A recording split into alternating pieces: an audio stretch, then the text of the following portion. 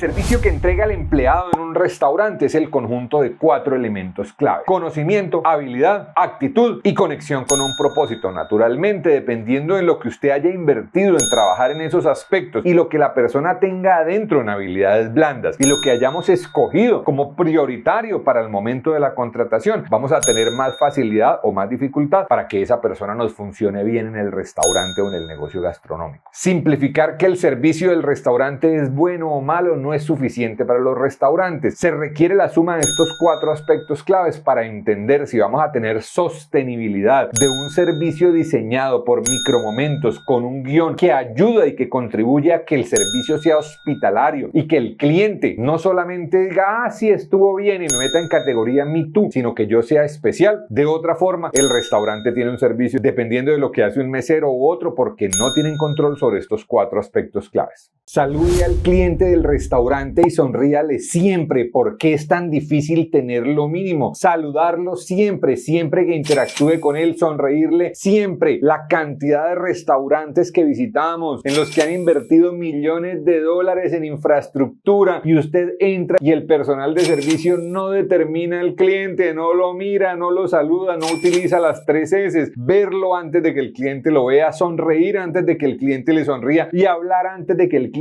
le hable. Entonces usted mira al restaurante, dice, muy bonito, pero acá yo no importo, porque les da lo mismo si yo estoy o no estoy. Si usted no tiene sonrisa porque no le nace, pues búsquese otro trabajito, porque este trabajo que es de frente al cliente con hospitalidad necesita alegría y nadie es capaz de dar de lo que no tiene. Si usted vive amargado por dentro, si usted odia su trabajo, usted no va a ser capaz de darle al cliente lo que el cliente espera de ese negocio, que es un negocio de hospitalidad, de alegría, de servicio. Trabaje en su interior para que usted pueda ser más feliz y pueda dar más felicidad a los demás, porque de otra forma usted está amargado adentro, es muy difícil sonreír afuera con los clientes. Deje de dar ejemplo en la operación de restaurantes si quiere tener un restaurante grande, escalable. De ejemplo en los valores, de ejemplo en la humanidad, de ejemplo en el estilo gerencial, de ejemplo en la comunicación, pero no en la operación, no en cómo se limpia, cómo se barre, cómo se corta, cómo se mueve, porque usted sigue dando ejemplo y sin darse cuenta ese dar ejemplo se volvió la única forma de documentación y entrenamiento. Por lo tanto, es porque no hay videos grabados, no hay entrenamientos, no hay tablas de chequeo, no hay listas, no hay controles, no hay formatos. Entonces usted dice, es que hay que dar ejemplo, pero en el fondo lo que tiene es un negocio donde no hay conocimiento, no hay gestión de conocimiento, y como no hay gestión de conocimiento, el negocio depende de usted. Y por eso es que el restaurante se vuelve tremendamente esclavizante. Los dueños deben gradualmente ir pasando de la operación, que al principio es casi que inevitable, para gradualmente convertirse en más innecesarios dentro de su restaurante. El gran objetivo de los dueños de restaurante es que el restaurante no los necesite, y para eso se requiere un trabajo con intención, atención e inversión para poder hacerlo. Apóyese en las herramientas que tenemos en masterrestaurant.com para que mejoren este proceso.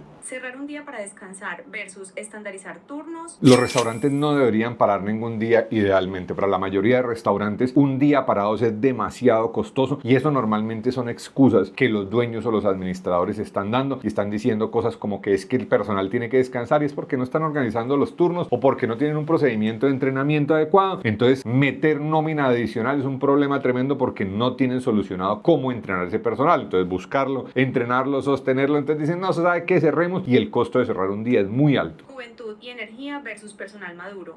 Mi preferencia personal cada vez más es trabajar con personal maduro. Yo entiendo que hay empresas que funcionan muy bien con personal joven, pero las grandes cadenas que tienen todo estandarizado, que tienen todo organizado, son capaces de colocar una persona que trabaja por primera vez, que es su primer trabajo en toda la vida, a correr una sede, y es capaz en pocas semanas, inclusive en pocas horas en algunos casos, de operar solo una sola sede porque tiene la capacidad. Pero eso en la mayoría de restaurantes, ese nivel de estandarización, no llegan a eso nunca. Por lo tanto, tiende a servirles más el personal más senior. Ver el negocio como autoempleo versus operar como empresa. Pues naturalmente uno para escalar diría que operar como empresa, pero resulta y pasa que hay personas que no quieren crecer. O sea, no todo el mundo quiere ser millonario. Hay personas que su restaurante, su negocio gastronómico es su fuente de ingresos. De ahí pagan lo de la casa, pagan el carro, pagan el estudio de los niños, y eso pues está bien para ciertas personas. Entonces, para ciertas personas que no quieren crecer, puede que les sirva el modelo de autoempleo. Lo que sí no pueden esperar con ese modelo es a que el negocio funcione solo sin ellos, porque con eso no funciona bien. Diseñar restaurante para hombres versus para mujeres y niños. Naturalmente hay de ambos casos, pero los tomadores de decisiones o los elementos claves dentro de las familias en orden de importancia son primero los niños, segunda la mujer, tercero el adulto mayor y de último el hombre. Por lo tanto, si me ponen a priorizar, yo normalmente priorizaría niños y mujeres antes que hombres y adultos mayores. Cobrar la losa partida a un cliente versus lifetime value.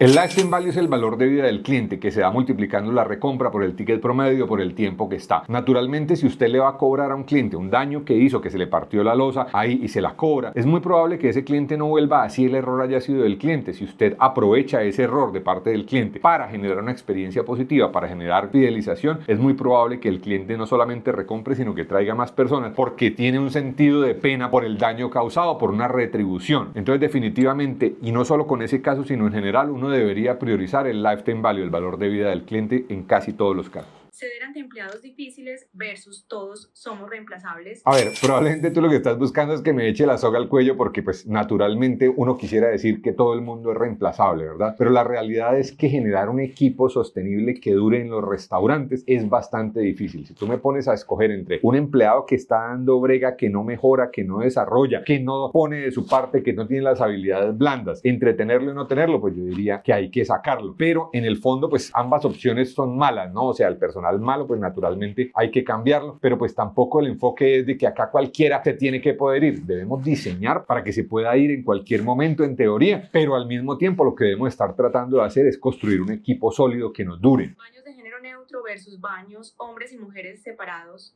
Yo sigo prefiriendo en general, en casi todos los casos, los baños generales partidos de hombre y mujer tradicional. En algunos casos hay un tercer baño o inclusive un cuarto baño para familias que les ayuda a los restaurantes y los negocios gastronómicos en general a tener una estructura más fácil, pero para algunos gastrobares o para restaurantes nocturnos que tienen vida nocturna, que generan del baño, que vuelven el baño por lo menos de la zona de lavamanos una posibilidad para interactuar social, pueden haber excepciones en las cuales es mejor un baño de género neutro, un baño para todo el mundo, un baño para humanos. El pago de nómina va en los costos del plato versus la nómina es un gasto fijo. La nómina es un gasto fijo, la nómina no va en el costo directo del plato. Eso es un error que cometen las personas que vienen de otras industrias o que aprenden finanzas de otros lados. Entonces les dicen, no, intente calcular cuánto es la mano de obra por unidad, y eso en fábricas de alimentos se puede llegar a hacer, pero en restaurantes no funciona así. Lo único que va directo en el plato es la materia prima y la nómina es un gasto fijo del restaurante que se analiza para calcular el punto de equilibrio. Socios amigos por confianza versus mapa de socios tiburones. A ver, ¿qué es lo que pasa? Los socios no son sus amigos, así sean sus amigos. Es decir, cuando el socio mete un capital o mete un esfuerzo en un restaurante, le está buscando retribución sobre ese capital o sobre ese esfuerzo. Por lo tanto, es mucho más sano tener claridad independiente si son amigos o no. Si usted cree que porque una persona metió plata es su amigo, está equivocado. Esa persona metió plata y en el momento en que vea que usted la está botando, que usted no está haciendo lo que dijo que iba a hacer o que se la va a hacer perder, se va a dar cuenta de la realidad, y es que esos socios no son para nada amigos, son más precisamente unos tiburones. Contador versus financiero. Los restaurantes pequeños normalmente tienen un contador y tienen mezclados los roles de lo que es un contador y un financiero. Todos los grupos medianos y grandes necesitan por lo menos un gerente financiero o un rol de gerencia financiera. Pero pues si usted está arrancando, pues arranque con un contador y mire si esa persona tiene o no el perfil para llegar a tener una gerencia financiera o por lo menos una asesoría financiera, porque el restaurante en el fondo tiene un poco de decisiones financieras que si el gerente, que si el dueño, que si las cabezas no tienen esa capacidad o el tiempo o ya tiene demasiado tamaño, pues necesitan una persona que le dedique a revisar específicamente, a mirar los indicadores, a encontrar oportunidades, a negociar, a hacer cosas que son financieras, que no son de contabilidad. ¿Tener la mejor sazón o un chef estrella?